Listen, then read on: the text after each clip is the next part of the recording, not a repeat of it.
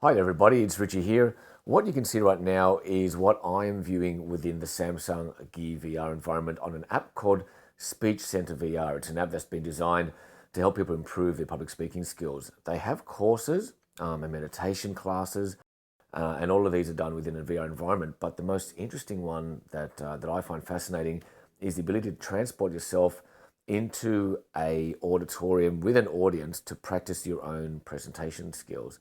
So as you can see right now, we have a few avatars and people sitting in front of us here. I'm sitting on standing at the moment on a stage, as you can see. Now, if we move our head around, you can see that there are these spots that turn blue with a blue person avatar. If I were to click on that person, I would then be sitting in that seat and looking back at the presenter.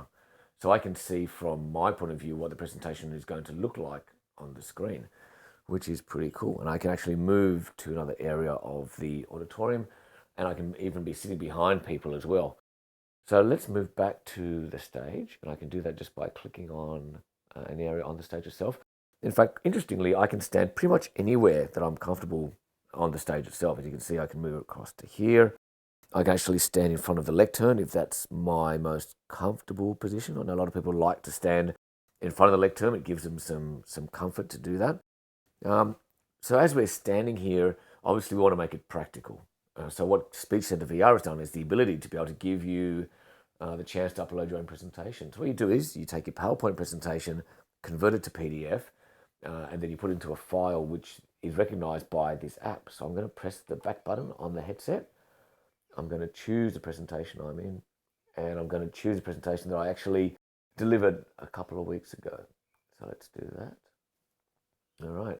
Now there's two things I can do here as well. I can now record the actual delivery of that presentation, but I won't do that initially. I'll just come out, and you can see, yep, here's the presentation. And as I flick down on my headset, you can see me actually go through. And it's pretty amazing, actually. I produced this presentation. Now I'm actually standing here in a virtual environment. I can see it behind me. And we can go through. So appropriately enough, the presentation itself was about virtual reality. And here we are in virtual reality delivering speech about virtual reality, which is quite meta, isn't it? So what I can do now is, again, go back to the crowd. I can sit anywhere here behind someone, and I can see what it looks like to be sitting in the crowd to see this presentation. Maybe the text is too small, for example. So maybe it should be more graphically oriented. So you can see there, I'm moving the slide through, standing from the audience position, which is, again, pretty cool. I can be sitting down with some other guest speakers, as you can see. But they're all pretty staid. They're not actually doing anything. That changes when I start to record the session itself. So what I do is I hit the back button again, and I'm going to hit record, and you're going to start seeing everyone kind of start to jostle and move around. Okay, so I've hit record. And as you can see, I'm getting some claps in the audience already. I must have started off really strongly. And even the people that I'm sitting with are also maybe wanting to ask questions and also just being much more animated.